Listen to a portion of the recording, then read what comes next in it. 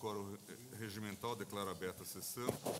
O secretário procederá à leitura da ata da sessão anterior. Ata da 8ª sessão extraordinária, realizada em 15 de março de 2007, presença da ministra Ellen Grace, ausente cadamente o senhor ministro Celso de Mello, procurador-geral da República, doutor Antônio Fernando de Souza, pregoado os seguintes processos: ação cautelar, ação civil originária, ações diretas, constitucionalidade, extradições, recurso extraordinário e mandado de segurança.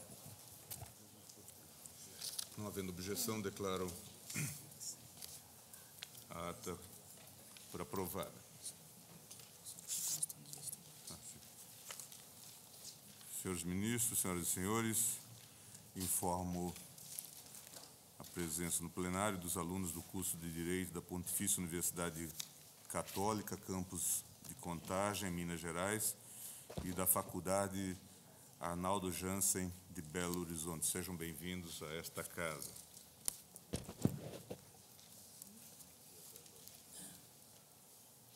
Chamo da minha relatoria a extradição 1008, procedência República da Colômbia, requerente governo da Colômbia, extraditando Francisco Antônio Cadena Collaços ou Olivério Medina ou Camilo Lopes ou Cura Camilo. Trata-se de pedido de extradição para fins de instrução de investigação criminal formulado pelo governo da República da Colômbia por meio da nota verbal número 590, de 5 de setembro de 2005. O pleito extradicional está baseado no artigo 82 da Lei 6.815, de 19 de agosto de 1980, no artigo 6º do Tratado de Extradição, firmado entre o Brasil e a Colômbia em 28 de dezembro de 1938 e promulgado pelo Decreto 6.330, de 25 de setembro de 1940. Ao momento do pedido da decretação da prisão preventiva para fins de extradição, o Estado requerente instruiu os autos com documentos que indicavam a capitulação legal das condutas atribuídas ao ora extraditando como correspondentes aos artigos 1º e 2º do Decreto número 180 de 1988 e artigo 2º-B do Decreto 181 de 1988, cuja pena máxima aplicável é de 25 anos de privação de liberdade pelo suposto envolvimento em delitos de homicídios de um oficial e de um suboficial das forças militares da Colômbia. Em momento posterior, o pleito extradicional foi formalizado em face do nacional colombiano Francisco Antônio Cadena Collaços, conhecido como Olivério Medina, Camilo Lopes, El Cura Camilo Lopes e Pátio, a quem se imputa no mandado de prisão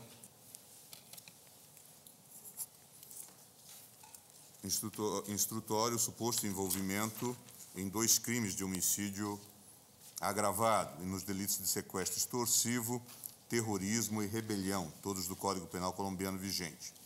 O referido documento também alude à suposta ocorrência do crime de porte ilegal de armas de fogo. Entretanto, os documentos acostados aos autos não especificam o dispositivo legal violado, nem tampouco a pena combinável ao extraditante quanto a essa conduta específica.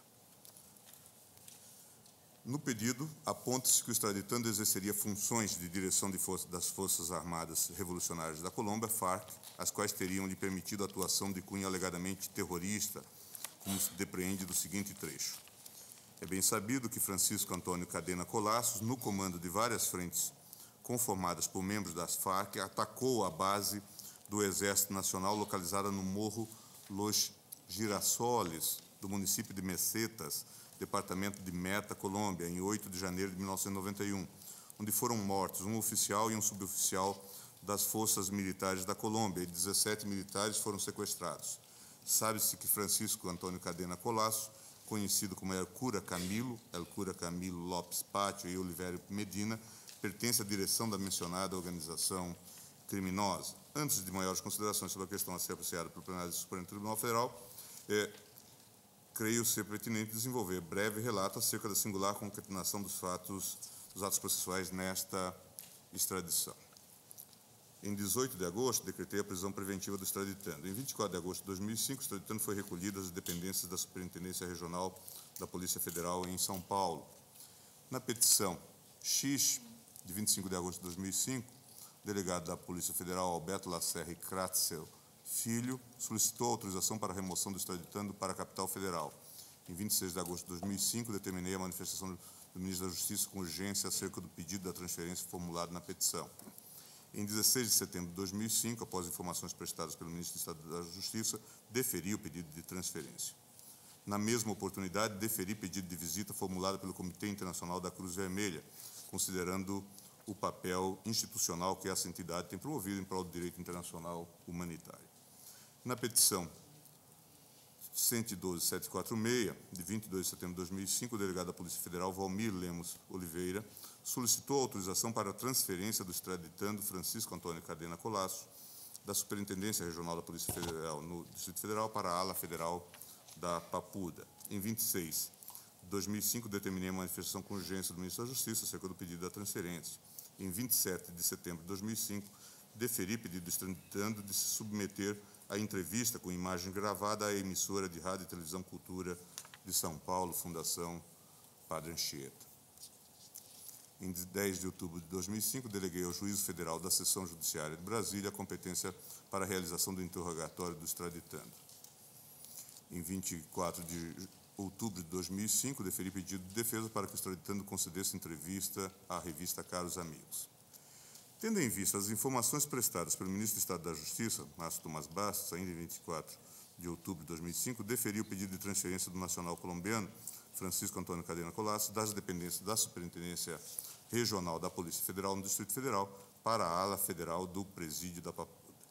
Nessa mesma decisão, determinei o seguinte: com base nas informações prestadas pelo Ministro da Justiça, no sentido que o extraditando formulou o pedido de refúgio perante o Comitê Nacional para os Refugiados, fato também informado pelo órgão extraditando na petição, folhas determinam o sobrestamento do presente processo de extradição nos termos do artigo 34 da Lei 9474 de 97, diz o dispositivo. Solicitação de refúgio suspenderá até decisão definitiva qualquer processo de extradição pendente em fase administrativa ou judicial baseado nos fatos que fundamentaram a concessão do refúgio. Na petição X, o extraditando requereu a concessão de prisão domiciliar em razão do transcurso do prazo para apreciação do pedido de refúgio pelo CONARE. Em decisão de 20 de abril de 2006, indeferiu o pleito formulado por entender que, na linha da jurisprudência do Tribunal, citei extradição 961, Joaquim Barbosa, 987, Carlos Brito, e questão de ordem 783, ministro Nery, e HC 81709, ministra Ellen Grace, o caso não reclamava situação excepcional apta a permitir a revogação da prisão preventiva, nem tampouco o deferimento da prisão domiciliar. Na petição 50454, a subprocuradora-geral da República, doutora Cláudia Sampaio Marques, requereu a juntada de procedimento administrativo instaurado no âmbito da Procuradoria Federal dos Direitos do Cidadão. O aludido procedimento originou-se de representação encaminhada por membro do Parquê Federal, Dr. Luiz Francisco Fernandes de Souza, ao Conselho de Defesa dos Direitos da Pessoa Humana, solicitando o exame pelo Comitê Nacional CONARE da possibilidade de reconhecimento da condição de refugiado político ao extraditando. Em seguida, por meio da petição número 52.571, tomei conhecimento de que o juízo da Vara de Execuções Criminais do Distrito Federal, atendendo a pedido formulado pelo referido Procurador da República, determinou a transferência do extraditando da ala federal do Presídio da Papuda para a carceragem da Superintendência da Polícia Federal no Distrito Federal.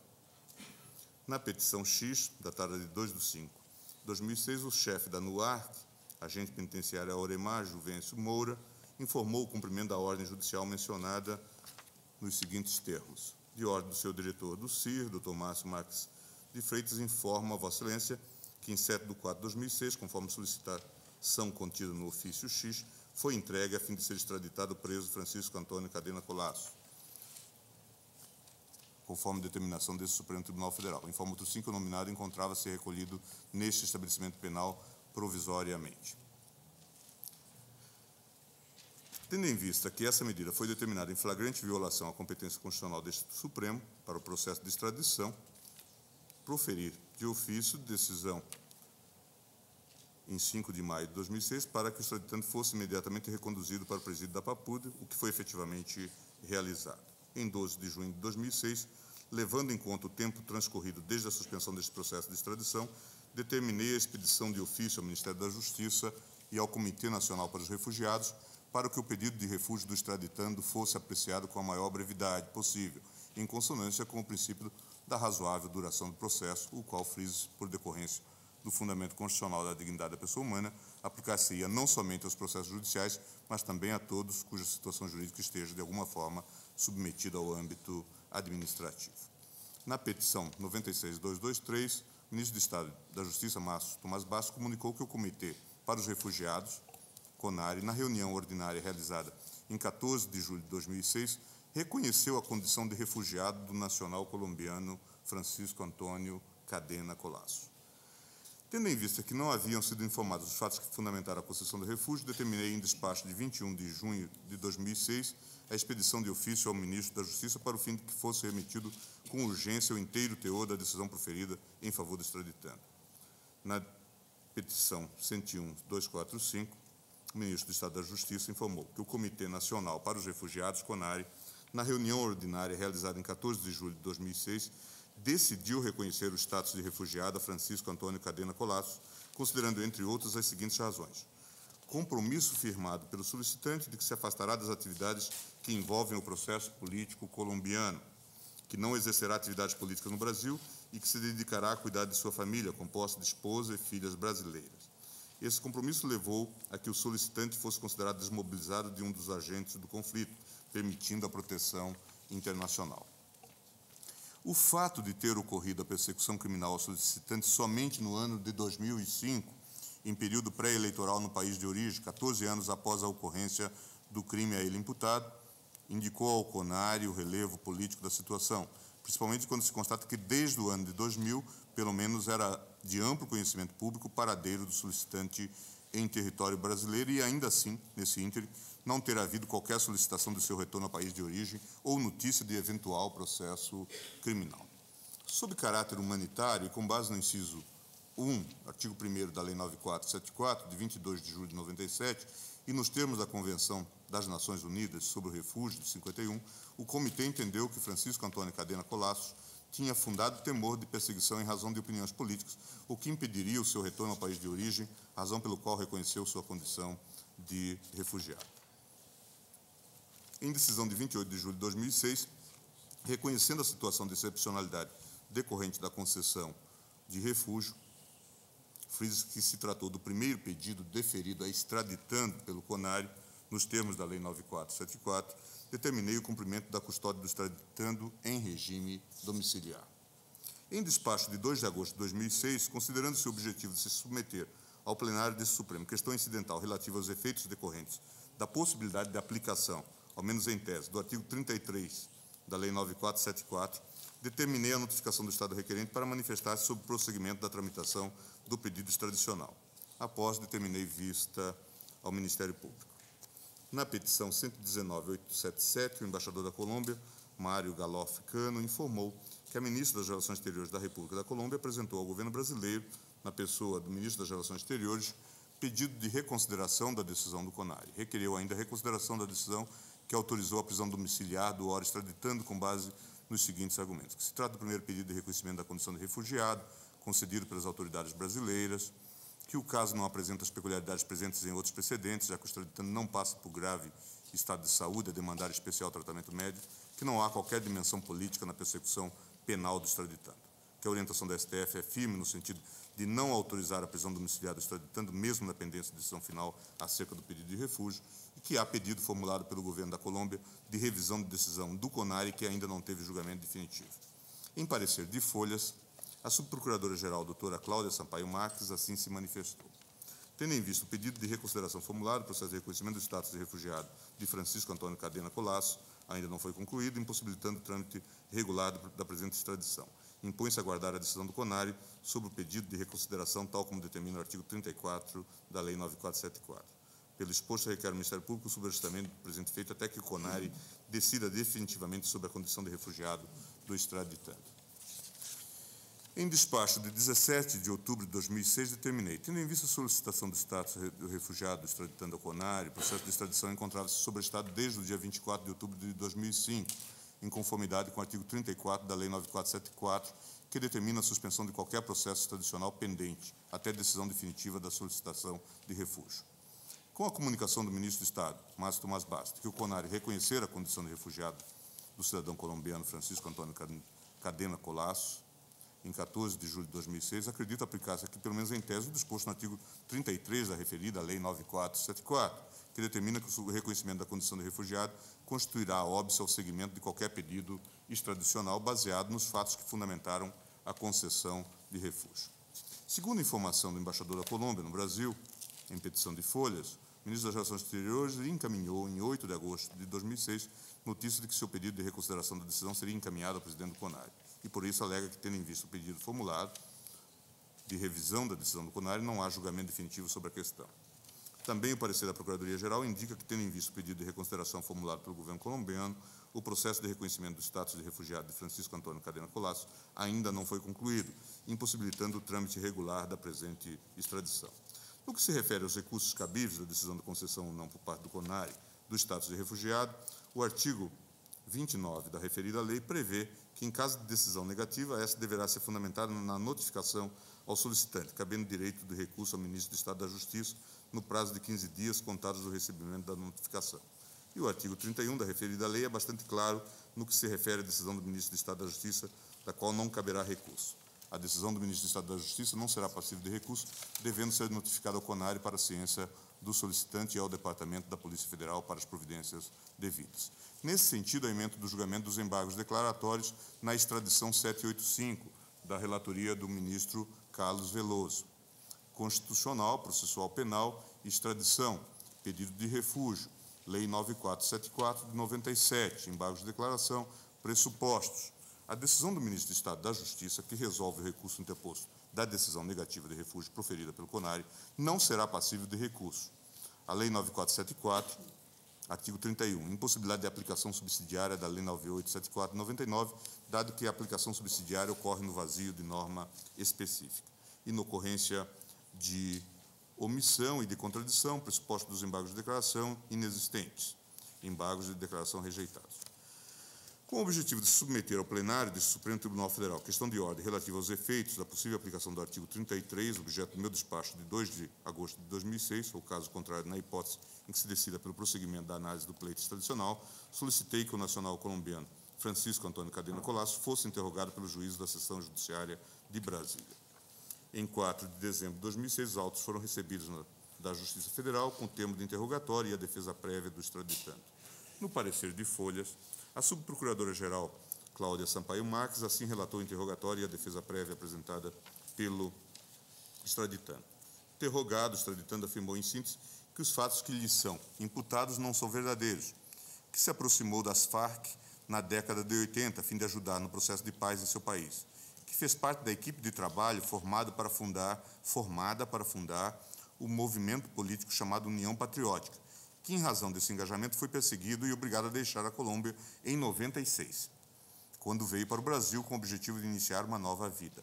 Disse ainda que nunca participou de nenhuma ação armada, fato confirmado pelas próprias Farc, que os soldados que mencionam sua participação em ações armadas não o conhecem, que a versão dos fatos relatados pelo Estado requerente não se sustenta, pois em 91 sofria de uma grave doença nos pés e ficou em cadeira de rodas por 6 meses, que em 2002 foi convidado pelo governo colombiano e pelas Farc para auxiliar no processo de paz, o que demonstra que o seu papel sempre foi de conciliador e que o presidente da Colômbia deseja exibi-lo como um troféu em sua campanha de reeleição.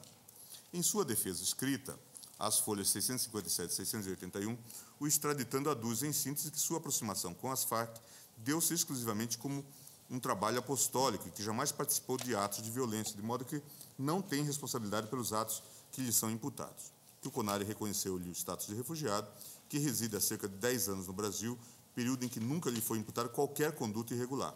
Que o processo que motivou o pedido de extradição baseia-se no depoimento de 2 supostos ex-guerrilheiros que teriam recebido dinheiro para delatar pessoas, procedimento condenado pelo Alto Comissariado das Nações Unidas para Refugiados, ACNUR. Pede, por conseguinte, que o processo seja extinto em razão do seu atual status de refugiado. O parecer da Procuradoria-Geral da República, da lavra da subprocuradora Cláudia Sampaio Marques, é inicialmente pelo não conhecimento do pedido de extradição. Quanto ao mérito, o Ministério Público posiciona-se pelo indeferimento do pedido em razão da alegação de configuração da natureza política dos crimes imputados ao extraditante. A manifestação do parquê está, assim, emendada. Extradição instrutória formulada pelo governo da Colômbia, reconhecimento de status de refugiado, impossibilidade de prosseguimento da extradição, óbice do artigo 33 da Lei 9474, precedentes: distinção entre refúgio e asilo político, imputação de crimes relacionados à militância em grupo contrário ao governo colombiano, crime político caracterizado, artigo 5º, inciso 52 da Constituição, combinado com o 77.7 da Lei 6.815. Parecer pelo não conhecimento da extradição e, no mérito, pelo indeferimento do pedido. Por fim, nas petições 31997, a defesa requereu autorização para o extraditando deixar o local onde cumpre a prisão domiciliar, exclusiva e diretamente para se dirigir à sala de sessões do plenário do Supremo Tribunal Federal, retornando imediatamente após o julgamento. Em decisão de 19 de 3 de 2007, sob o fundamento de que o comparecimento pessoal do extraditando seria ato desnecessário para a prestação jurisdicional requerida e considerada a ausência de prejuízo para a defesa, indeferia o pedido formulado. Assim, diante da ausência de natureza instrutória do ato de julgamento do mérito de extradição pelo plenário deste Supremo Tribunal Federal, considerei ainda o fato de que foi devidamente oferecida a oportunidade de sustentação oral pelo defensor constituído pelo extraditando. É o relatório. Com a palavra pelo extraditando. Pelo extraditando, o doutor Ulisses Borges de Rezende. Senhor presidente, excelentíssimo procurador-geral da República, doutor secretário, excelentíssimos ministros e ministra que compõem esse excelso Supremo Tribunal Federal, excelso pretório. Subo a essa tribuna, senhor presidente, antes de tudo, para defender uma questão humanitária. Vejam, vossas excelências, que o presente caso, antes mesmo de ser julgado, já se tornou um caso histórico na jurisprudência desse excelso Supremo Tribunal Federal, porque, como bem ouvimos do minucioso parecer do excelentíssimo relator, do minucioso relatório do voto do excelentíssimo relator, trata-se do primeiro caso de deferimento de refúgio a um extraditando, o que atrai a aplicação clara do artigo 33 da Lei 9.474, de 1997, cujo título 5º, com todas as letras, estabelece: dos efeitos do Estatuto do Refugiado sobre a extradição. Artigo 33. O reconhecimento da condição de refugiado obstará o seguimento de qualquer pedido de extradição baseado nos fatos e fundamentos que fundamentaram a concessão do refúgio. Como bem mencionou o excelentíssimo relator, ele teve o cuidado, a cautela de oficiar o CONARE, indagando acerca dos fatos e dos fundamentos que levaram à concessão do refúgio e obteve como resposta a evidência clara de que o refúgio foi concedido diante dos mesmos fatos e fundamentos tratados no presente processo de extradição.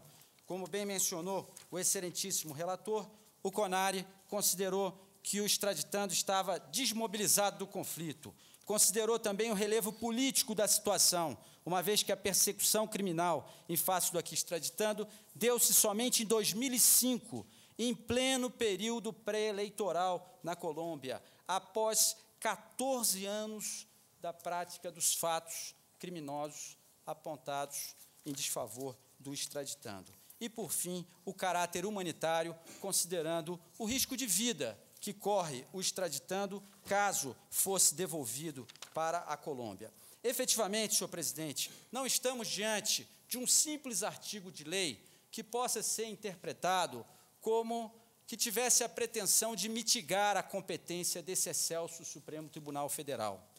Efetivamente, não há esse propósito na lei e não teria o menor cabimento que pudesse haver qualquer tipo de redução ou subtração da competência da mais alta corte do nosso país. Mas, efetivamente, o fato concreto é que o Instituto do Refúgio e o Instituto da Extradição são institutos incompatíveis diante do direito internacional. É como a água e o óleo, eles não se misturam. E essa é a razão pela qual a Lei 9.474, de 97, ao regulamentar a Convenção das Nações Unidas para Refugiados, de 1951, que o Brasil é signatário de primeira hora, ratificada pelo Brasil em 1960, e somente regulamentada na era FHC, com uma safra de boas leis, dentre elas a Lei 9.474, de 1997. Efetivamente, senhor presidente, é importante frisar que a própria Colômbia é signatária também desse tratado internacional. No Conselho Executivo do Acnur, o Alto Comissariado das Nações Unidas para Refugiados, há assento para representante da Colômbia, assim como há assento para representante brasileiro. Efetivamente, trata-se de uma legislação que integra o direito internacional no nosso país, efetivamente, a aplicação dessa convenção para os refugiados. Agora, vejam, Vossas Excelências, que a decisão do CONARE, também diga-se de passagem, em uma década é a primeira vez que o CONARE defere refúgio num pedido de extradição. E não foram poucos os casos de pedido de extradição. Aliás, com muita frequência, alguém que se vê envolvido num processo de extradição no Brasil pede refúgio ao CONARE. E, efetivamente, esse órgão tem demonstrado o caráter técnico das suas decisões.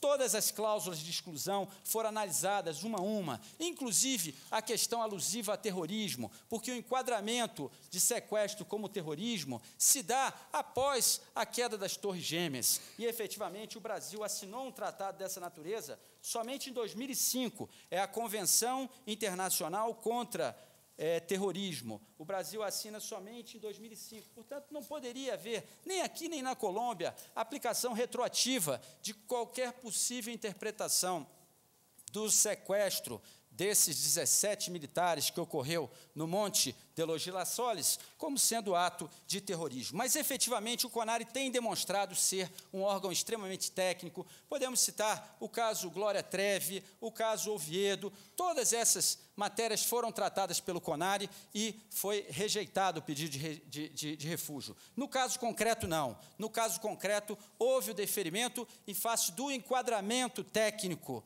da situação nas hipóteses expressas previstas em lei. Como ato administrativo que é, senhor presidente, a decisão do CONARE, ele tem a presunção de legalidade, milita em seu favor a presunção de legitimidade, de constitucionalidade do ato do CONARE.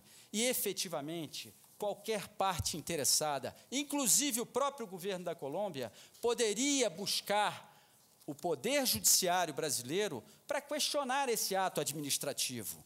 E aí, nessa circunstância, a competência voltaria para esse excelso Supremo Tribunal Federal, como é o caso de mandado de segurança, que a lei prevê recurso da decisão negativa do CONARE ao excelentíssimo ministro da Justiça, e a competência ordinária das matérias decididas pelo ministro da Justiça, dos atos e decisões do ministro da Justiça, é do Colendo Superior Tribunal de Justiça. Mas, efetivamente, em razão da matéria extradição, a competência se desloca para esse excelso Supremo Tribunal Federal. Portanto, senhor presidente, não há nenhuma mitigação de competência dessa excelsa Corte. Muito ao contrário, mas teria que a parte interessada provocar o Poder Judiciário com manifestação de resignação em relação à decisão do CONARE, o que não é o caso dos autos. O governo da Colômbia cuidou de requerer a reconsideração da decisão do CONARE, e seu pedido foi indeferido de plano, entendendo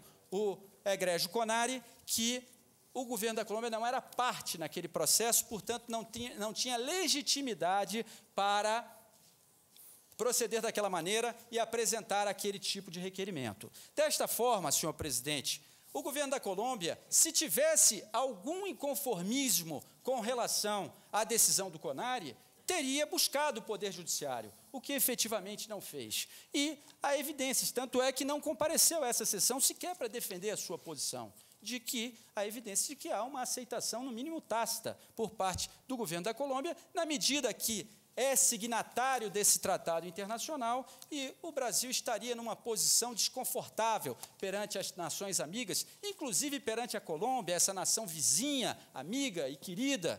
Os nossos povos brasileiro e colombiano são povos irmãos, efetivamente somos todos latinos, né? Mas, de qualquer forma, a Colômbia dá evidências de conformismo, tanto é que não comparece a essa sessão.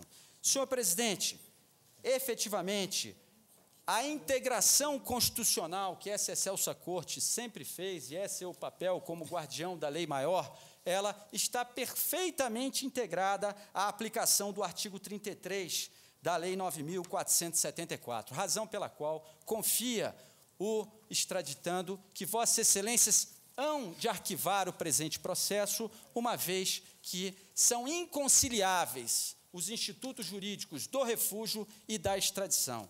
E lembro ainda a Vossas Excelências que o artigo 34 foi aplicado no presente caso, isso é, o presente feito foi sobrestado para que se aguardasse pronunciamento do CONARE, como, de efeito, a jurisprudência desse excelso Supremo Tribunal Federal tem, assim, agido em todos os casos de extradição nos quais há requerimento de pedido de refúgio.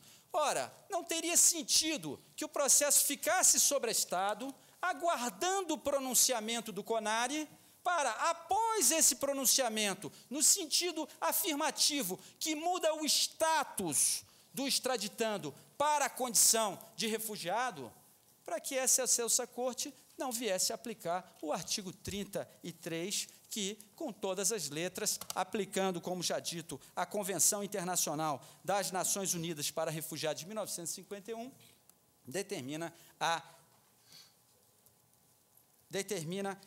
que seja encerrado qualquer processo de extradição.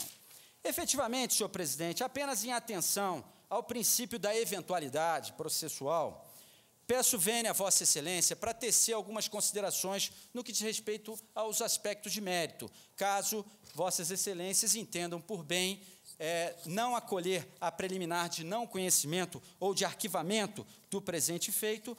As questões de mérito, senhor presidente, elas evidenciam nitidamente a atração ao caso da aplicação do inciso 52 do artigo 5º da Constituição Federal, que, com todas as letras, afirma que não se dará extradição em face de crimes de natureza política. Há precedentes desse excelso Supremo Tribunal Federal bastante semelhantes, como, por exemplo, a extradição 493, mencionada no excelente parecer do Ministério Público, que é um caso bastante semelhante, cujo governo argentino pede a extradição do senhor Fernando Carlos Falco, que havia participado de uma invasão no quartel de La Tablada, e, efetivamente, as condições todas demonstram um crime político. A Colômbia está envolvida numa guerrilha que está mais, evidentemente, para Fidel Castro do que para a globalização do século XXI. E, efetivamente, o propósito dessa guerrilha, levada a efeito pelas Farc, é a tomada do poder.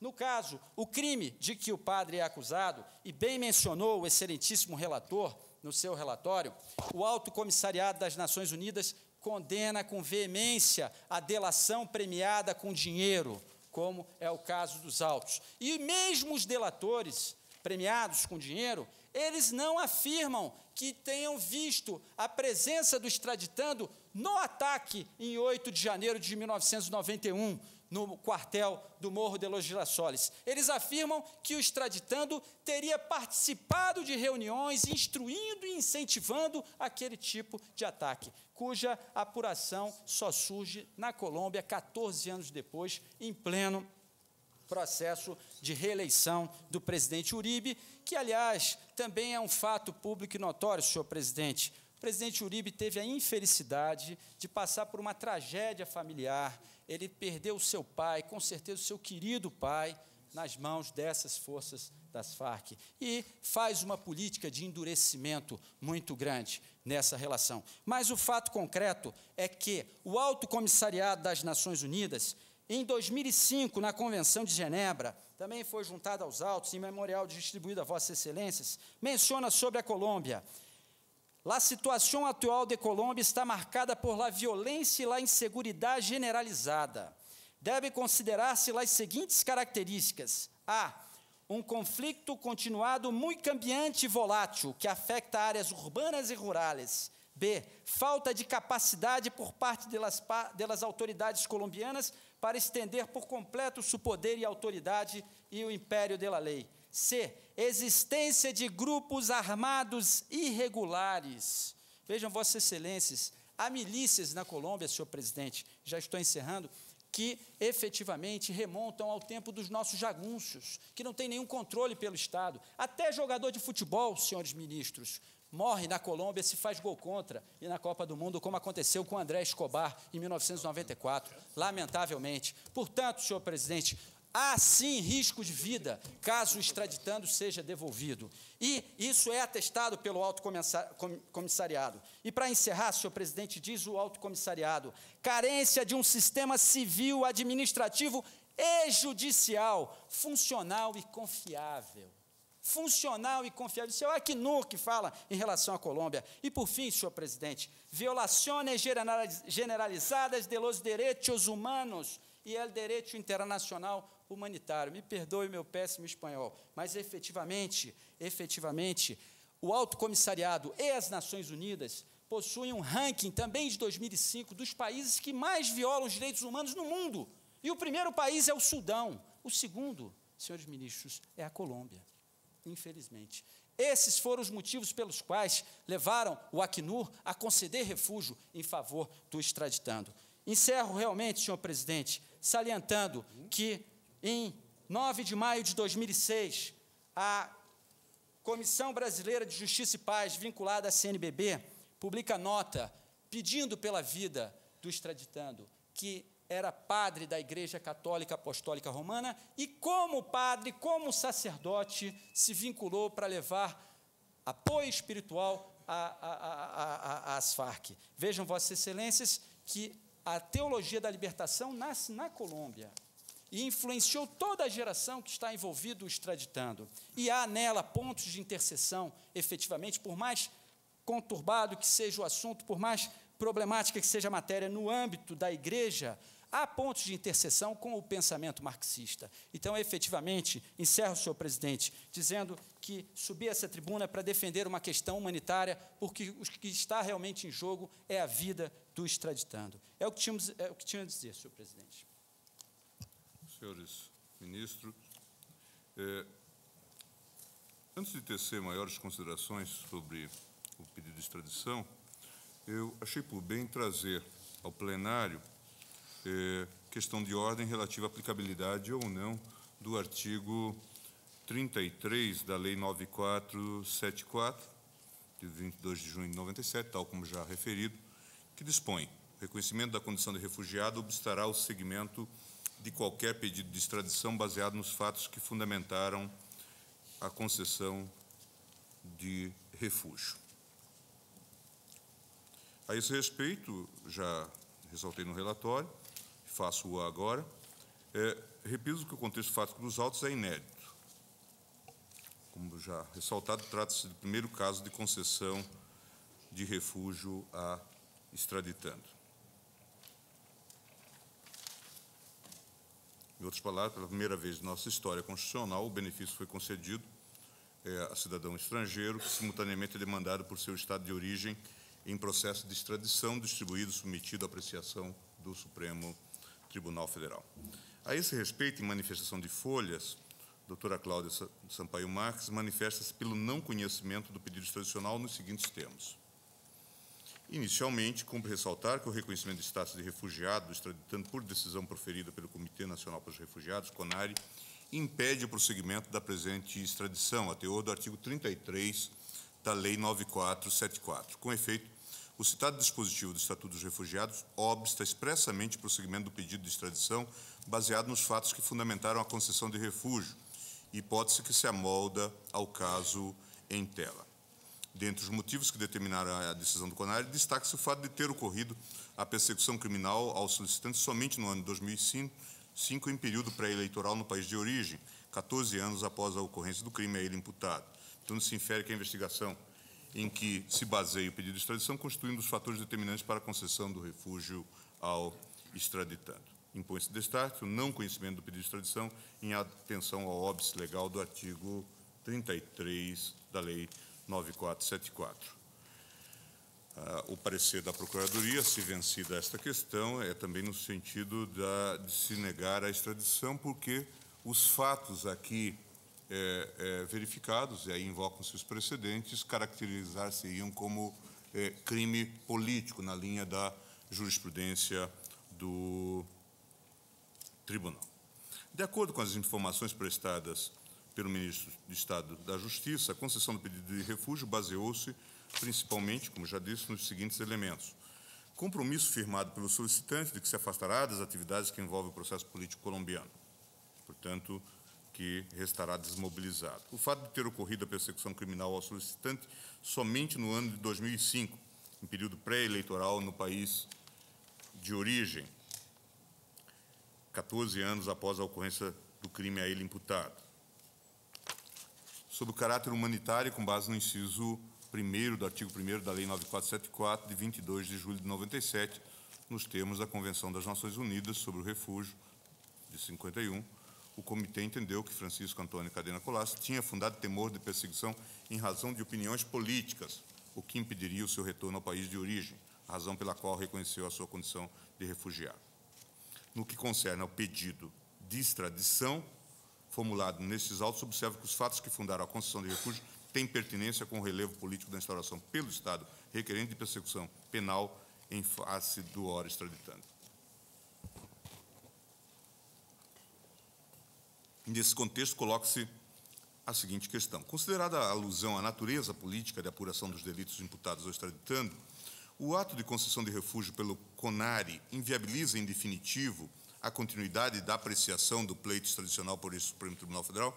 Devo dizer que eu trouxe este caso exatamente por conta do seu inidetismo, embora a questão posta no que concerne aos fatos imputados parecem levar a uma afirmação a priori, uma resposta a priori positiva em relação à questão do crime político, tipicamente político. Mas quis trazer o tema para analisar exatamente o Instituto do Refúgio, tendo em vista os precedentes que nós conhecemos sobre o asilo. E digo, então, nesse ponto, cabe asseverar que a questão dos efeitos do artigo 33 da referida lei sobre pedido de extradição já foi inicialmente ventilada pelo plenário desta Corte no julgamento do HC 81-127. Em julgamento datado de 28 de novembro de 2001, firmou-se o seguinte entendimento: direito constitucional e processual penal, prisão para fins de extradição, pedido de refúgio perante o Ministério da Justiça, suspensão do processo extradicional sem direito, porém, do extraditando à prisão domiciliar, interpretação dos artigos 34 e 22 da Lei 9474, de 22 de 7 de 97, em face do artigo 84 do Estatuto do Estrangeiro. Habeas corpus. Dispõe o artigo 34 da Lei 9474, que define mecanismo para a implementação do Estatuto dos Refugiados e determina outras providências. Solicitação de refúgio suspenderá, até decisão definitiva, qualquer processo de extradição pendente em fase administrativa judicial baseado nos fatos que fundamentaram a concessão de refúgio. Enquanto estiver pendente processo relativo à solicitação de refúgio, ao peticionário será aplicável a legislação sobre estrangeiros, respeitadas as disposições específicas contidas nesta lei. E o Estatuto do Estrangeiro, modificado pela Lei 6964, regula a extradição do estrangeiro, sua prisão para tal fim. Efetivada a prisão, etc., o pedido será encaminhado ao Supremo. A prisão perdurará até o julgamento final do Supremo Tribunal Federal, não sendo admitidos a liberdade vigiada, a prisão domiciliar, nem a prisão albergue. Atento a essa expressa disposição, o Supremo Tribunal Federal tem reiteradamente recusado, durante o processo de extradição, a liberdade vigiada, a prisão domiciliar e a prisão albergue. E não há, na Lei 9474, qualquer disposição no sentido de propiciar tais benefícios, sendo certo que, nos termos do artigo 33, obstará o seguimento de qualquer pedido de extradição baseado nos fatos que fundamentaram a concessão do refúgio. Assim, se vier a ser indeferido o pedido de refúgio, nada obsta ao prosseguimento do processo extraditório, para o qual é indispensável a manutenção do extraditando na prisão, sempre sem direito à liberdade vigiada, à prisão domiciliar e à prisão albergue. Não se vislumbrando, assim, qualquer ilegalidade na prisão questionada, inclusive enquanto se processa no Ministério da Justiça o pedido de refúgio, é de se indeferir o pedido de habeas corpus, cassado em consequência a medida liminar, devendo, pois, o extraditando ser reencaminhado à prisão em que se encontrava à disposição desta Corte. Nesse precedente, o plenário pareceu acenar com a tese de que, após a concessão da situação de refugiado a determinado extraditando, a tramitação do pedido de extradição deveria ser inapelavelmente cessada. Penso que o tema pode dar ensejo a alguma reflexão quanto à questão da divisão de competências estabelecida pela ordem jurídica vigente. E essa questão, embora em tese possa ser colocado, tem em vista que pode-se discutir se os fatos atribuídos ao extraditando configuram ou não crimes políticos. A esse respeito, é válido considerar, antes de tudo, que o texto constitucional é explícito ao asseverar a competência originária deste STF para apreciação de extradição solicitada por Estado estrangeiro, o inciso 8º, combinado com o parágrafo 2º e 3º do artigo 77 da Lei 6.815, estabelece: não se considerará extradição quando o fato constituir crime político. Caberá exclusivamente ao Supremo Tribunal Federal a apreciação do caráter da infração. E o parágrafo 3º diz: o Supremo Tribunal Federal poderá deixar de considerar crimes políticos os atentados contra chefes de Estado ou quaisquer autoridades, bem assim os atos de anarquismo, terrorismo, sabotagem, sequestro de pessoa, ou que importe propaganda de guerra ou de processos violentos para subverter a ordem político-social. Essa questão posta, portanto, quanto à competência do Supremo Tribunal Federal, e como já ressaltado, a Constituição veda expressamente a extradição de estrangeiro por crime político ou de opinião.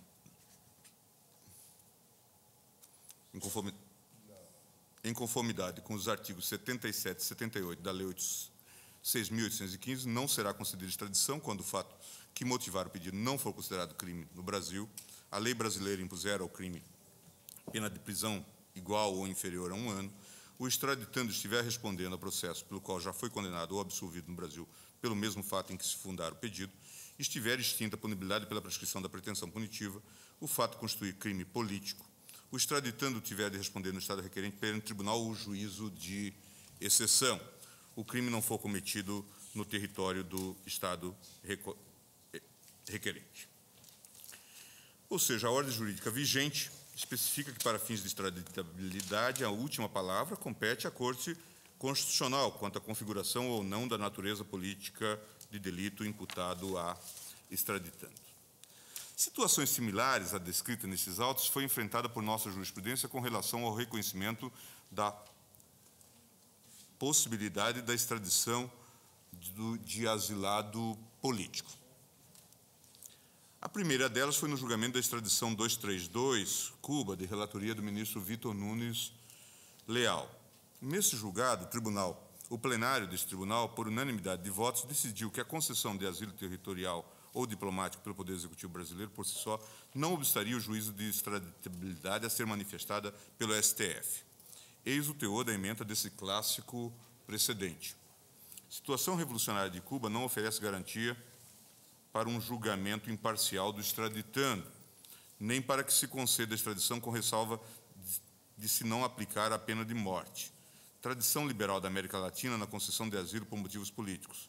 Falta de garantias, considerada não somente pela formal supressão ou suspensão, mas também por efeito de fatores circunstanciais. A concessão de asilo diplomático ou territorial não impede, só por si, a extradição, cuja procedência é apreciada pelo Supremo Tribunal Federal e não pelo governo.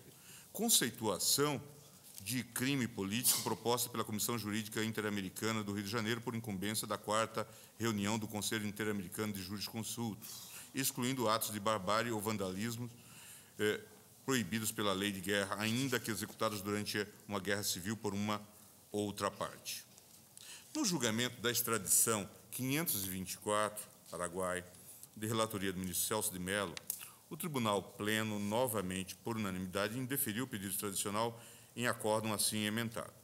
Extradição passiva, natureza do processo extradicional, limitação jurídica dos poderes do STF, inextraditabilidade por delitos políticos, compromisso constitucional do Estado brasileiro, asilo político, extradição política disfarçada, inocorrência, deficiência na formulação do pedido de extradição, inobservância do Estatuto Estrangeiro do Tratado de Extradição Brasil-Paraguai, incerteza quanto à adequada descrição dos fatos delituosos, ônus processual, a cargo do Estado requerente, descumprimento, indeferimento do pedido. Puxa vida. O processo tradicional, que é meio efetivo, diz Celso de Mello nesta ementa que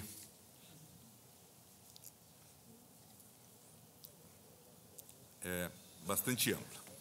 processo tradicional, que é meio efetivo de cooperação internacional na repressão à criminalidade comum, não pode constituir, sob o palio do princípio da solidariedade, instrumento de concretização de pretensões questionáveis ou censuráveis que venham a ser deduzidas por Estado estrangeiro perante o governo do Brasil.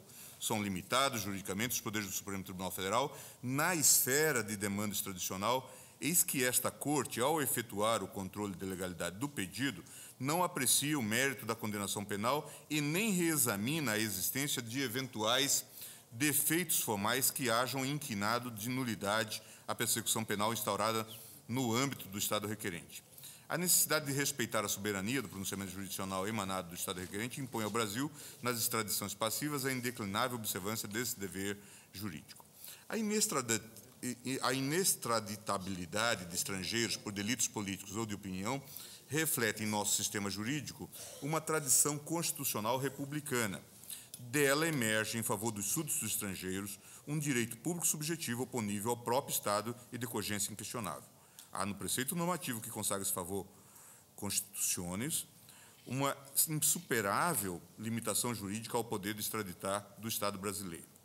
Não há incompatibilidade absoluta entre o instituto do asilo político e o da extradição passiva, na exata medida em que o Supremo Tribunal Federal não está vinculado ao juízo formulado pelo Poder Executivo na concessão administrativa daquele benefício regido pelo direito da gente. Disso decorre que a condição jurídica de asilado político não suprime, só por si, a possibilidade do Estado brasileiro conceder, presentes e satisfeitas as condições constitucionais e legais que a autorizam, a extradição que lhe haja sido requerida. O estrangeiro asilado no Brasil só não será passível de extradição quando o fato ensejador do pedido assumir a qualificação de crime político de opinião ou as circunstâncias subjacentes à ação do Estado requerente demonstrarem a configuração de inaceitável extradição política disfarçada. Extradição 524, já referida, julgada em 31/10/90, Paraguai, plenário, 8/3/91. Publicação. Com relação à aplicação desses precedentes ao caso concreto, o Parquet Federal, com fundamento em transcrição da doutrina de Celso de Albuquerque Melo, assim se manifestou.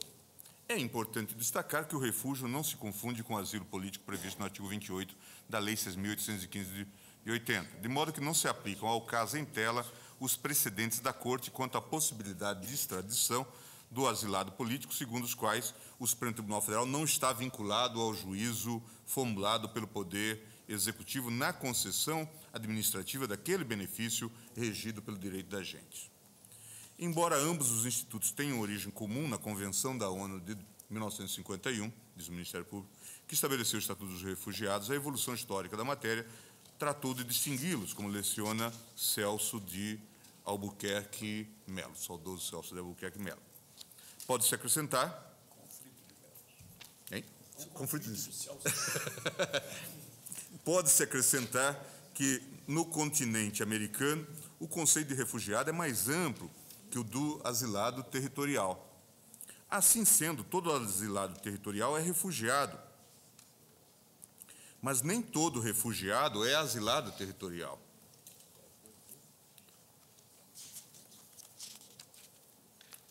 O asilo territorial, quando é concedido, é comunicado pelo Estado àquele de onde saiu o indivíduo. Esta obrigação não existe para os demais refugiados. Há atualmente a tendência de se distinguir o asilado territorial do refugiado. Grospiel salienta que asilo e refúgio são dois institutos distintos, com regulamentações diferentes. Salienta que os conceitos de asilo territorial e refugiados, nos termos da Convenção da ONU de 51, às vezes estão unidos, mas que eles são distintos. Transcrição ainda de Celso de Albuquerque Melo. A qualificação como refugiado não transforma automaticamente a pessoa em asilado territorial. Quem cuida do refugiado é o Acnu e quem cuida do asilado é o Estado. Também tem sido assinalado que as diferenças entre asilado e refugiado dependem muito das práticas internas. Isso no curso de Direito Internacional Público. E aí, por isso, a Procuradoria, então, insistiu no não conhecimento do pedido de extradição nos termos do artigo 33 da Lei 9474. Claro que não se desconhecem as divergências doutrinárias ou conceituais entre o Instituto do Refúgio e do Asilo. E, então, complementando a informação da Procuradoria, vale-me também aqui da lição de Celso de Albuquerque Melo, que diz exatamente isso. Gros Spell salienta que asilo e refúgio são dois institutos distintos com regulamentações diferentes, salienta que os conceitos de asilo territorial e refugiado, nos termos da Convenção da ONU de 51, às vezes estão unidos, mas que eles são distintos. Reconhece o internacionalista uruguaio que, no direito internacional americano, ambos os institutos se confundem. Um princípio do direito dos refugiados é a reunificação das famílias. A qualificação como refugiado não transforma automaticamente a pessoa em asilado territorial. Quem cuida do refugiado é o ACNUR, Alto Comissariado das Nações Unidas para os Refugiados, e quem cuida do asilado é o Estado. Já Denis Alain sustenta que o asilo e o Estatuto do Refugiado não são tão distintos, porque o asilo é anterior ao Estatuto do Refugiado e, ao mesmo tempo, uma consequência deste. A distinção entre refugiado e asilado territorial não é clara, e Paul Lagarde fala em asilo territorial dos refugiados. Também tem sido assinalado que as diferenças entre asilado e refugiado dependem muito das práticas internas. Essa é a citação completa do texto de Celso Albuquerque Melo. Para uma tentativa de sistematização do tema, das distinções existentes entre cada um desses institutos, pode-se dizer que o asilo político constitui a admissão pelo Estado do estrangeiro perseguido em seu país de origem por razões ligadas a questões políticas, delitos de opinião, crimes concernentes à segurança do Estado ou outros atos que não configurem quebra do direito penal comum. Nesse particular, a Constituição de 88 consagrou a concessão do asilo político como princípio basilar das relações internacionais, artigo 4º, inciso 10. Segundo lição de Rezec, o asilo político é, por definição, um asilo territorial e poderá ser concedido àquele que, cruzando fronteira, coloca-se sob a soberania de outro Estado. Conforme bem esclareceu o ministro Celso de Mello em seu voto na extradição 524, o Instituto do Asilo Político apresenta, quer em sua prática consuetudinária, quer em sua disciplina convencional, a natureza eminentemente tutelar, pois tem por objetivo dispensar a proteção efetiva à pessoa refugiada, preservando-a do arbítrio, da perseguição e da violência da natureza política.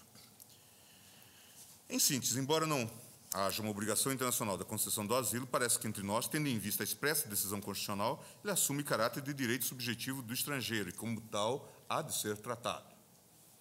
A sua recusa somente poderá ocorrer nas hipóteses em que não se configure a situação prevista, sujeita o seu reconhecimento a controle pelo Judiciário.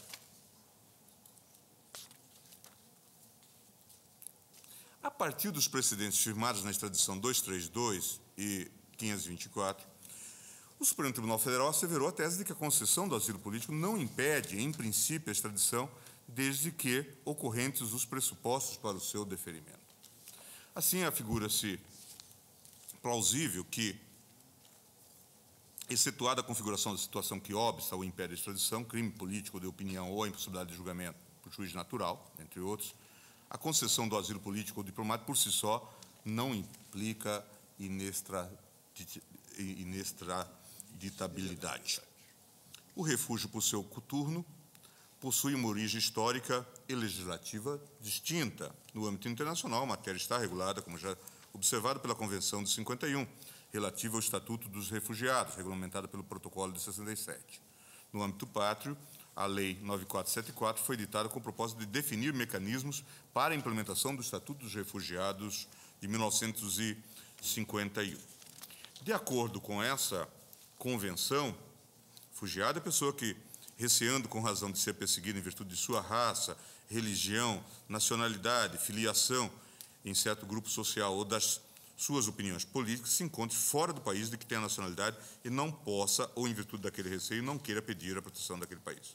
O Instituto do Refúgio apresenta, portanto, aplicabilidade para situações de guerra ou de graves perturbações internacionais, que acabaram por determinar o surgimento de normas internacionais de proteção aos refugiados.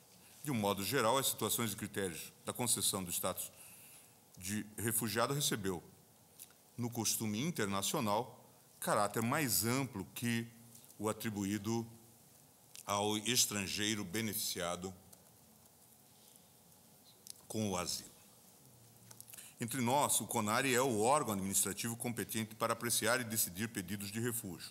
Compete a esse órgão colegiado ainda a determinação da perda da condição de refugiado, bem como orientar e coordenar as ações necessárias à eficácia da proteção, assistência e apoio jurídico ao refugiado, na Lei 9474, artigos 11 e 12. Segundo a disposição do artigo 31 desse diploma legal, a decisão do ministro da Justiça que resolve recurso da decisão negativa do refúgio será irrecorrível. Como já observado, essa matéria foi objeto de deliberação deste plenário nos embargos de declaração na extradição 785 da relatoria do ministro Carlos Veloso, como se enfatizou, a decisão do ministro do Estado da Justiça que resolve o recurso interposto da decisão negativa do refúgio proferido pelo CONARE não será passível de recurso, impossibilidade de aplicação subsidiária da Lei 9874. Já para o caso de concessão de refúgio pelo CONARE, hipótese dos autos, a Lei 9474 não prevê recurso administrativo específico. Com relação às repercussões judiciais desse ato de concessão, o artigo 33 dessa lei dispõe, como já ressaltado, que o reconhecimento da condição de refugiado obstará o seguimento de qualquer pedido de extradição baseado nos fatos que fundamentaram a concessão de refúgio. Ao analisar as normas internacionais aplicáveis aos refugiados, Guido Soares, notável professor da Escola São Francisco, do Largo São Francisco, Guido Soares constata: a face verdadeiramente intrusiva das normas contidas na Convenção de 51 e em seu protocolo de 67, cujos princípios foram internalizados pela Lei 9474 de 97. Em sua obra Curso de Direito Internacional Público, o autor sustenta que esses documentos, ao obrigarem os Estados a conferir direitos especiais aos refugiados nos respectivos ordenamentos jurídicos nacionais, acabam por instituir regime jurídico claramente diferenciado daquele conferido aos estrangeiros com residência permanente ou ainda daqueles que, pelas vias ordinárias, postulam um visto de entrada. A crítica de Soares centra-se, portanto, nas ingerências que a chamada globalização vertical pode ocasionar para a realização de deveres constitucionais positivados nos textos constitucionais nacionais. Daí a pergunta que inicialmente me coloquei, que colocou a Corte, se poderia adotar em relação ao refúgio a mesma interpretação conferida aos casos de asilo político. Uma questão decisiva, tal como já coloquei, para esse caso concreto, consiste na incidência de normas que vedam expressamente a extradição do estrangeiro por crime político de opinião, que imputam a competência constitucional para apreciação da natureza da infração expressamente ao Supremo Tribunal Federal. Nesse contexto, em vez de propor maiores considerações teóricas quanto à conceituação dos institutos de refúgio e do asilo, entendo que a interpretação adequada para esse caso concreto deve levar em conta a preocupação que se está a discutir a própria dinâmica da separação dos poderes na ordem constitucional pátria. É dizer, trata-se de definir questão de competência explicitada em nosso texto constitucional acerca da vinculação ou não deste tribunal à deliberação administrativa do CONARE com relação à extraditabilidade do estrangeiro para apuração de suposta prática de crimes de natureza política. O tema corresponde, por conseguinte, a definir o âmbito da autonomia entre as instâncias assim colocadas.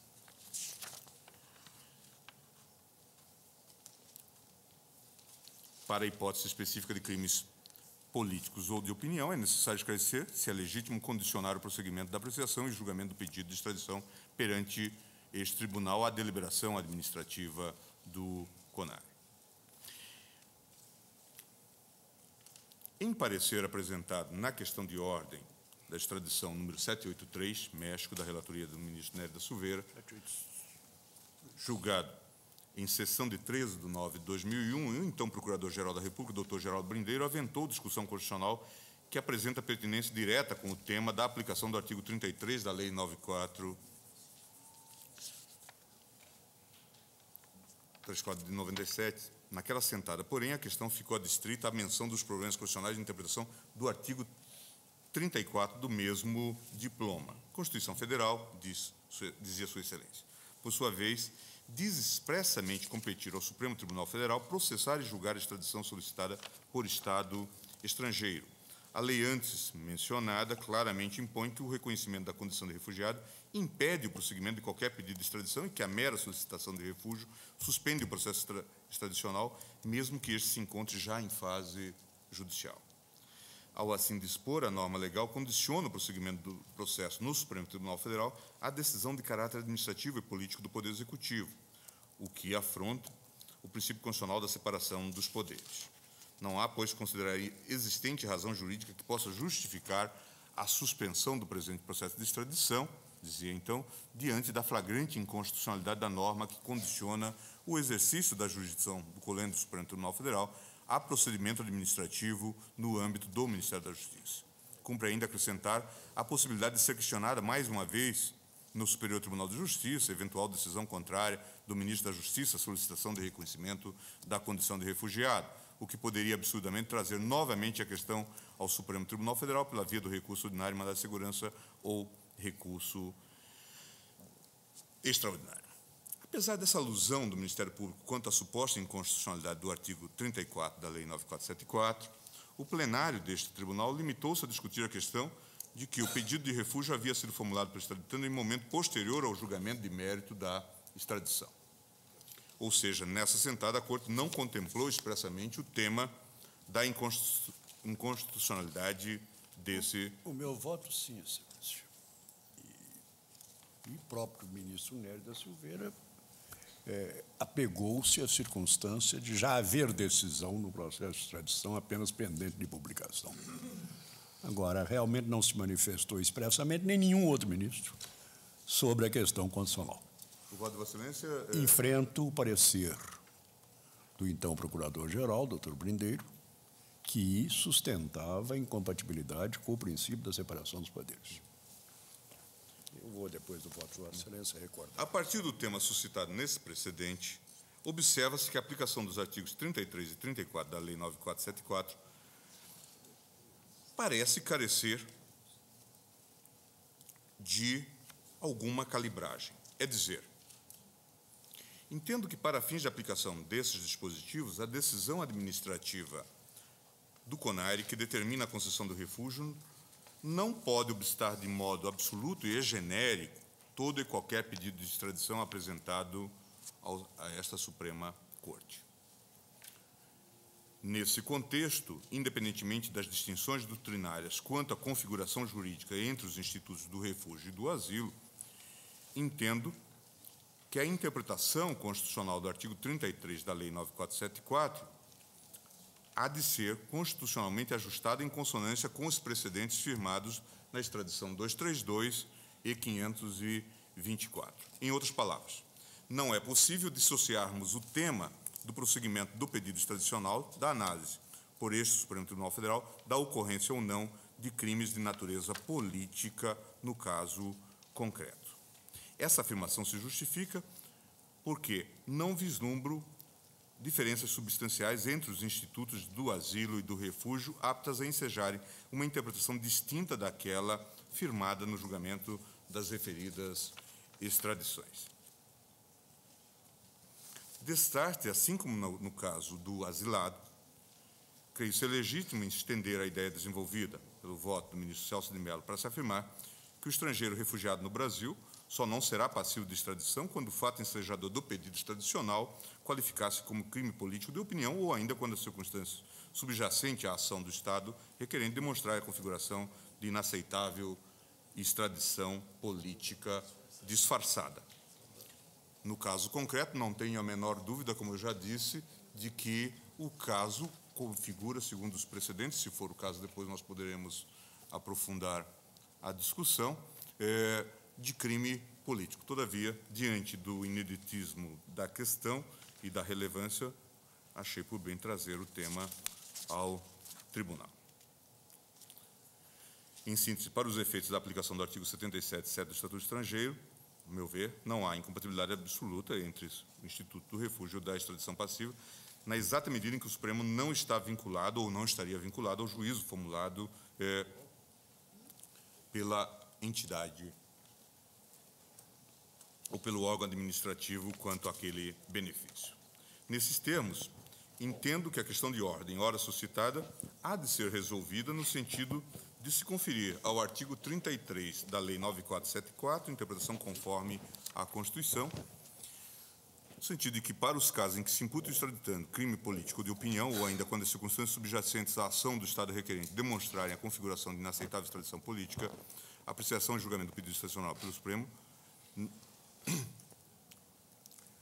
não será obstada pela concessão administrativa do refúgio. Quer dizer, a rigor, só haverá óbice à extradição se caracterizado o crime político de opinião ou hipótese de inextraditabilidade por conta de violação do princípio do juiz natural.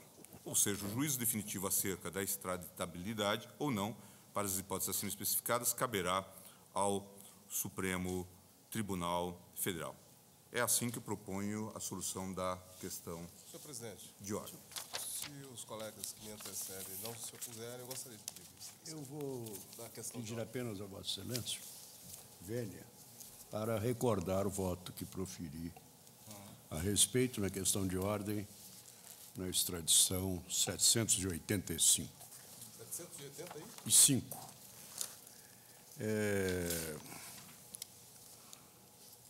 O tribunal já deferira a extradição.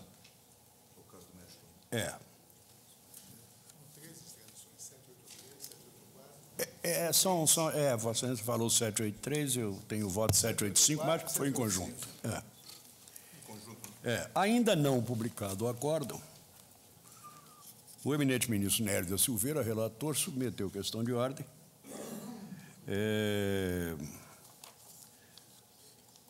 com relação à aplicabilidade do artigo 34, a suspensão do processo, enquanto o CONARE do Ministério da Justiça decidisse sobre o pedido de refúgio intercedente. Ouvido pelo relator, o eminente Procurador-Geral da República, Geraldo Brindeiro, opinou pela inconstitucionalidade no ponto da Lei de Refugiados.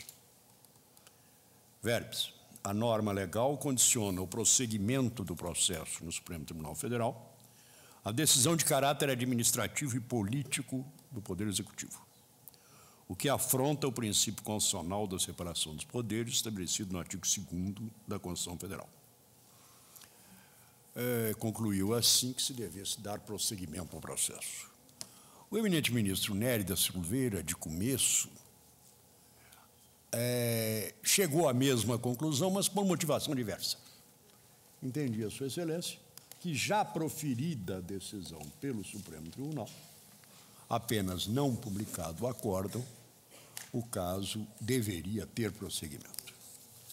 Pedi vista e então proferi voto que me permite. O ministro Marco Aurélio, pelo contrário, sustentou a plena constitucionalidade dos artigos 33 e 34 da Lei 7497, invocando, para legitimar a suspensão imediata do processo de extradição, o artigo 462 do Código de Processo Civil, atinente à consideração do fato superveniente quando constitutivo, modificativo ou extintivo do direito objetivo pertinente à lite.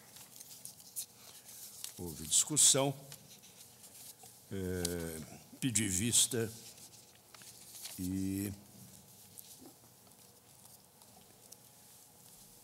depois de resenhar o caso, os antecedentes do caso, proferiu o seguinte voto.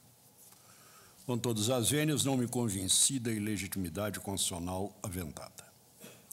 Entende o ilustre chefe do Ministério Público Federal da União que a norma atingiria a independência do Poder Judiciário, ao qual confiado pela Constituição o julgamento dos pedidos de extradição, artigo 102, 1G, na medida em que condiciona o prosseguimento do processo no Supremo Tribunal Federal a decisão de caráter administrativo e político do Poder Executivo.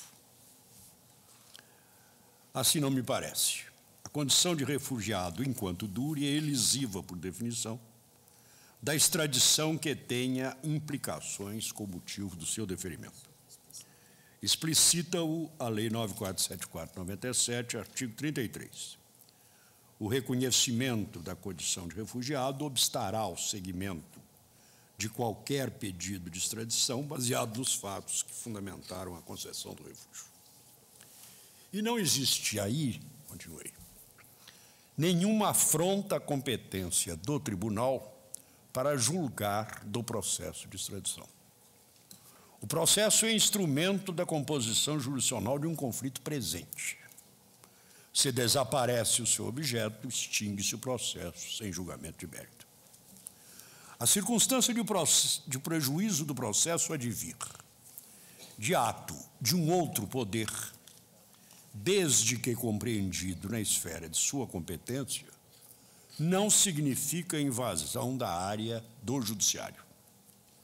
Assim, são casos correntios, triviais no cotidiano forense, julgar-se prejudicado o processo do mandado de segurança se a administração desfaz o ato coator, ou ação direta de inconstitucionalidade se o Poder Legislativo revoga a lei questionada. Certo, a incidência do artigo 33 pressupõe a concessão administrativa do refúgio, ao passo que a norma então questionada, veiculada no artigo 34 da lei, suspende de logo o processo de extradição com a simples solicitação do refúgio.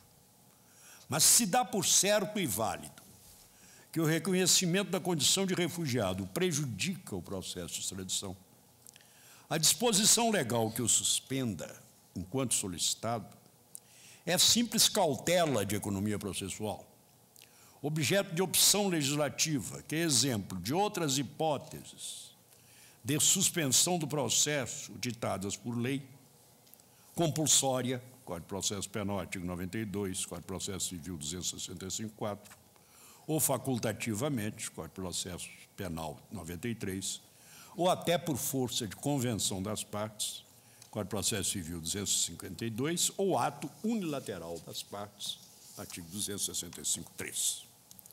A diferença, repito, é que, de regra, tais hipóteses de suspensão do processo subordinam a retomada do seu curso à superveniência de outra decisão do próprio Poder Judiciário, ao passo que, no caso, a suspensão do processo tradicional durará até que outro poder, o Executivo, dê solução definitiva ao pedido de refúgio. Aqui, ao ver do Ministério Público, estaria a inconstitucionalidade. Mas, data vênia, o problema não está em que a decisão prejudicial seja tomada não por outro órgão judiciário, mas sim por um órgão do Poder Executivo, mas sim indagar se é do Executivo e não do Judiciário a competência para tomá-la. E suponho não haver dúvida da validade de lei que, a exemplo da generalidade dos ordenamentos nacionais, reserva ao Poder Executivo, órgão das relações internacionais do Estado, o poder privativo de conceder asilo ou refúgio. Esse o quadro não consigo vislumbrar na hipótese do artigo 34 da Lei dos Refugiados a ofensa ao dogma da separação dos poderes, que jamais se pretendeu divisar na situação diversa e frequente de suspensão de processos administrativos à espera da solução de processo judiciário que lhe seja prejudicial. Rejeito, pois, a arguição incidente de inconstitucionalidade total do artigo 34 da lei, oferecida pela Procuradoria-Geral. O caso, então, interessava especificamente o artigo 34, mas a mim me parece que abrange,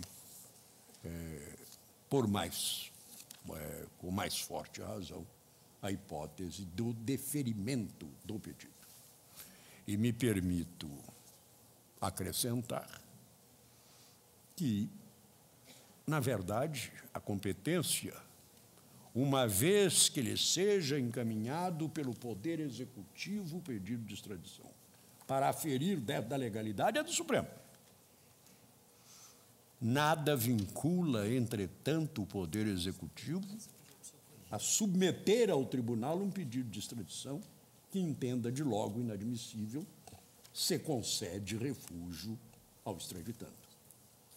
A lei apenas viabilizou que este exame dos pressupostos das convenções internacionais e da Lei Nacional de Refúgio se fizessem, embora pendente um pedido de extradição da decisão do Supremo Tribunal. No precedente citado, segue-se uma longa discussão que acabou obscurecendo a matéria constitucional, que agora, com mais profundidade, é trazida pelo eminente relator.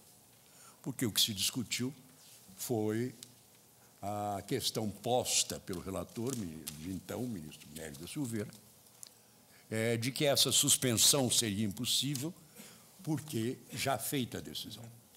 Sua Excelência veio a reconsiderar, neste ponto, o seu voto, para acompanhar o que proferi, entendendo que apenas, quer dizer, se suspendia assim o processo, na medida em que a publicação do acórdão determinaria com a abertura de prazo para eventual recurso. Então, suspendeu-se esta publicação do acórdão até que veio a decisão do Ministério da Justiça, veio a comunicação do Ministério da Justiça de que o CONARE indeferira o refúgio e, salvo engano, naquele caso, o ministro da Justiça negara provimento ao recurso. Eu peço todas as vênias ao eminente relator, se, conforme o andar da discussão e o tempo da discussão, poderei aprofundar o exame da questão. Mas, dadas as minhas circunstâncias pessoais, quero deixar consignado que o meu voto entende válido o artigo 33. A questão é uma questão de competência política do Poder Executivo, condutor da política de relações internacionais do país, e, efetivamente, é certo que o ministro Celso de Mello, no caso Stroessner, teceu longas considerações a respeito, e também o saudoso ministro Vitor Nunes, no célebre caso da extradição 232.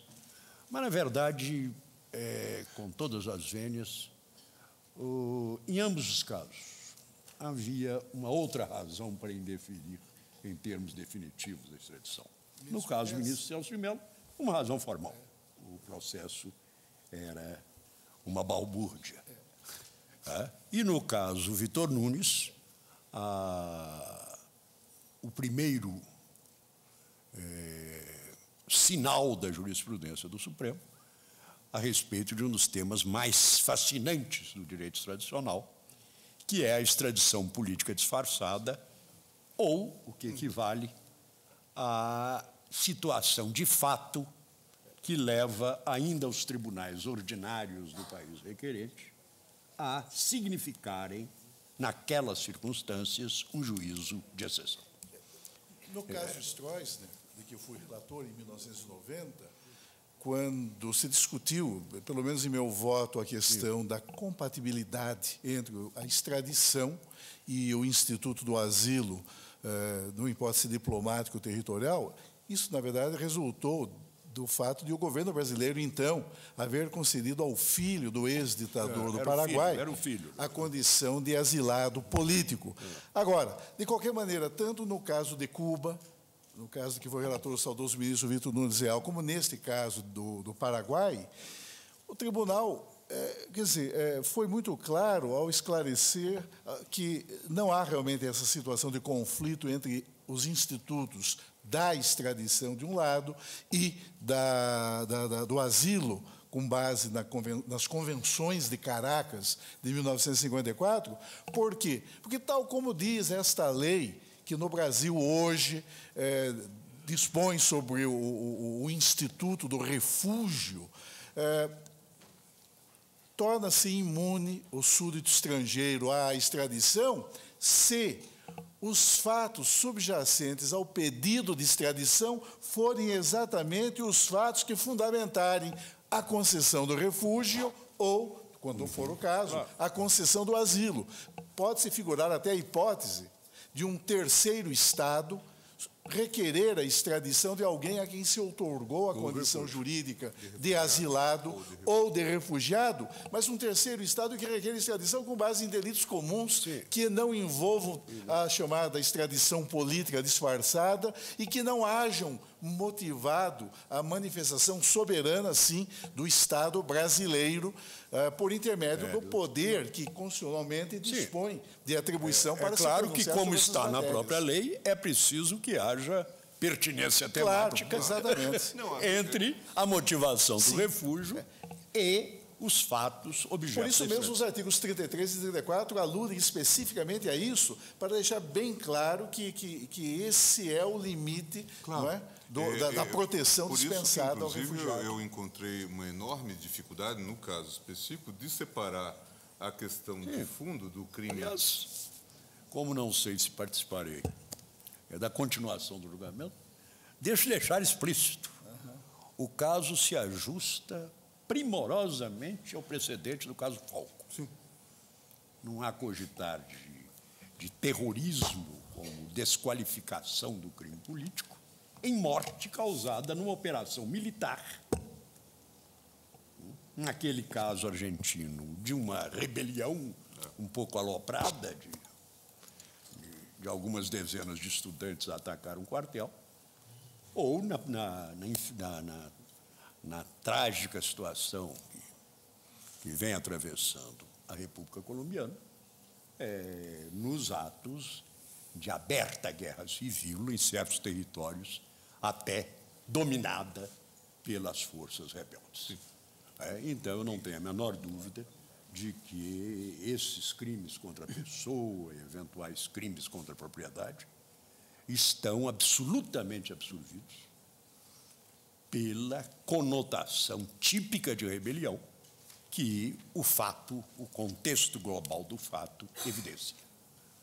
Por isso De forma que eu quer dizer, aplico o artigo 33, E não conhece. apenas enfatizando, segundo a sua letra, há de haver uma relação de pertinência entre a motivação do deferimento do refúgio e o objeto da extradição. E os fatos que não vou indagar se é crime político ou não, porque eu acho que aí eu acho que a decisão é governamental. Curiosidade já está. Vossa Excelência, portanto, não conhece do pedido. Eu Não conhece. votaria pela extinção do processo. Ser conhecido, deixe de logo declarado o meu voto. Senhor presidente, eu gostaria também de Reconheço o antecipar caráter o meu político voto, do se não fato. fosse... Para denegar. Reconheceria o caráter político dos fatos. E por vamos- isso, de logo, Então vamos suspender. vencida a preliminar, eu eu vou denego reformular o meu pedido de vista. Eu acho que o voto do ministro Pertence já esclareceu completamente a questão.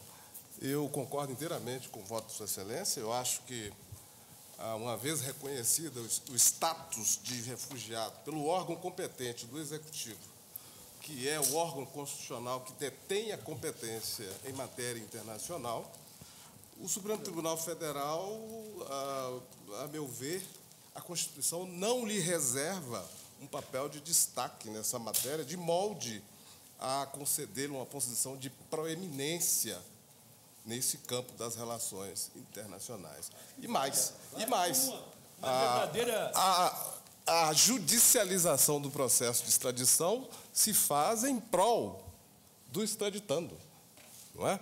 Sim, ela é concebida como um instrumento de proteção do extraditando. Do momento que o Poder Executivo considera que ele é refugiado político, que ele é inextraditável, eu não vejo qual papel resta ao Supremo Tribunal Federal. Eu não dou ao refúgio aquele, quer dizer, para esse efeito, não consideraria, hipótese ainda há pouco suscitada pelo ministro Celso de Mello, que, por exemplo, o refúgio no Brasil se desse em função de ser o estrangeiro de uma minoria racial perseguida no seu Estado Nacional. E uma extradição pedida por um segundo país onde não haja essa mesma condição, por crimes absolutamente Delito de estelionato, por exemplo. Senhor presidente, eu também gostaria de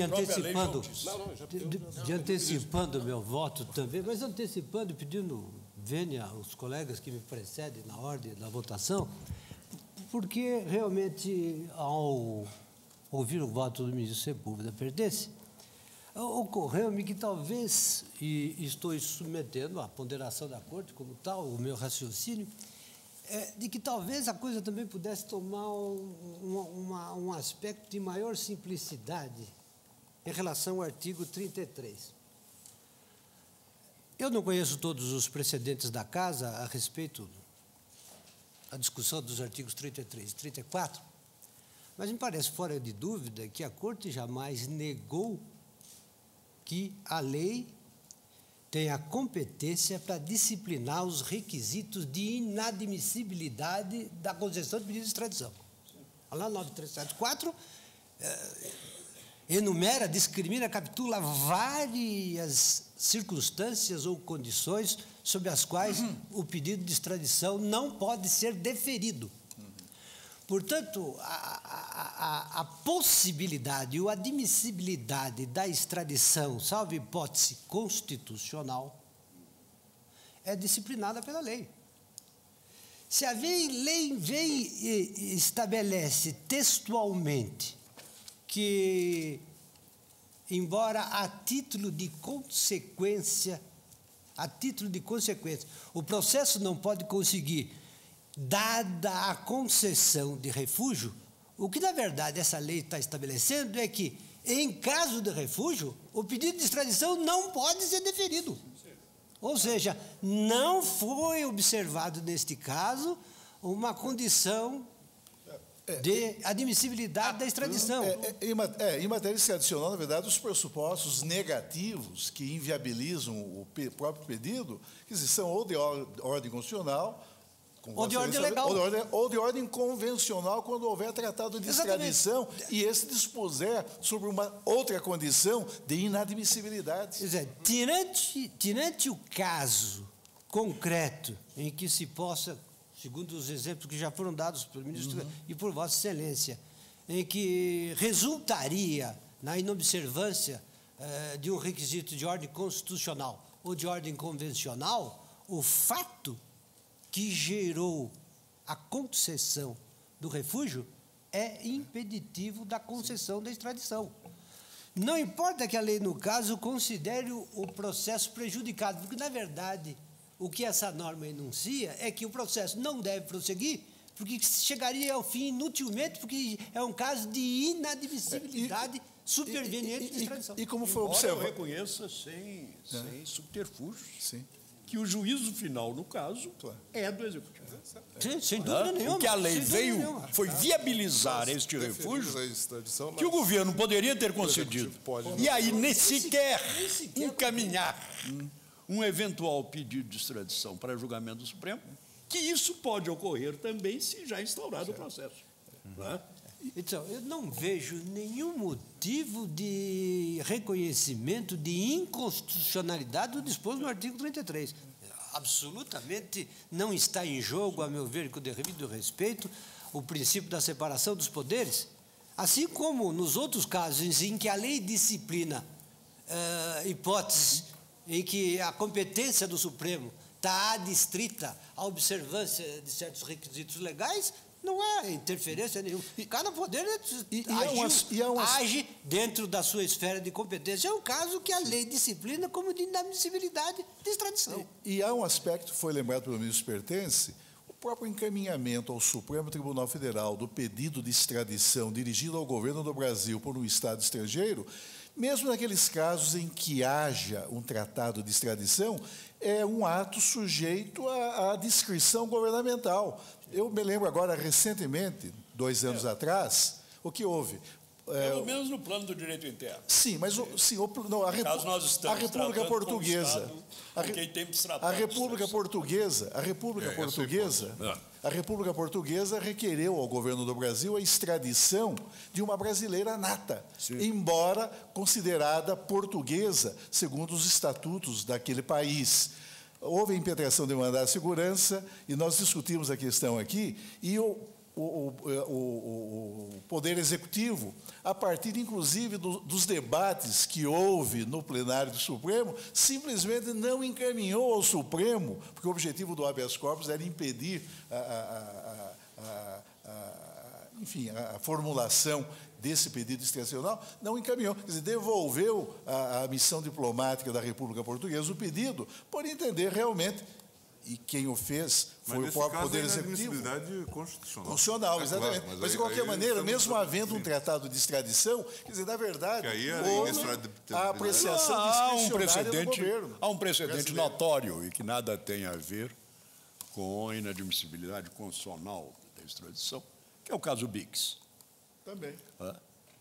Em que, tendo de início, naquela época, a competência era do ministro da Justiça, decretado a prisão para a extradição do nacional inglês, em função de um habeas corpus preventivo que eu requeri na época ao Supremo Tribunal, o próprio governo se convenceu de que a extradição era impossível, precisamente porque o Reino Unido não pode conceder extradição sem tratado. E, por isso, converteu aquela prisão em extradição numa ordem de deportação.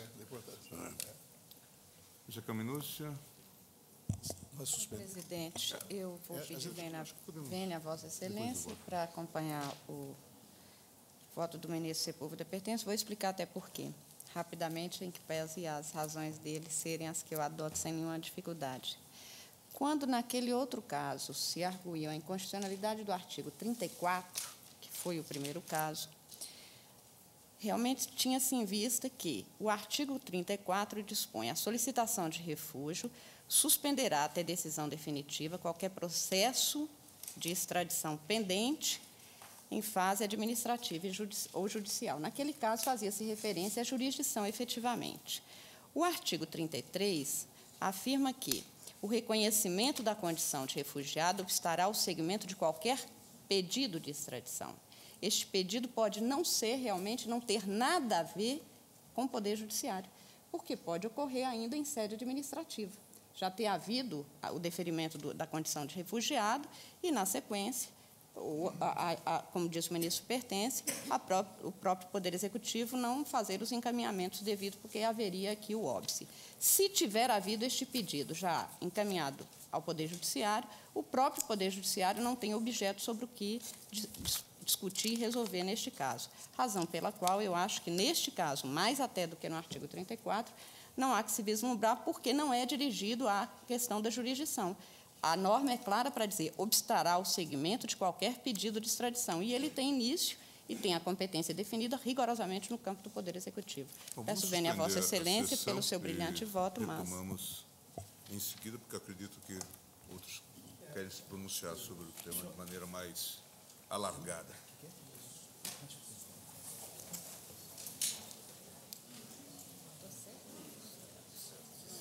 É isso aí, o cura...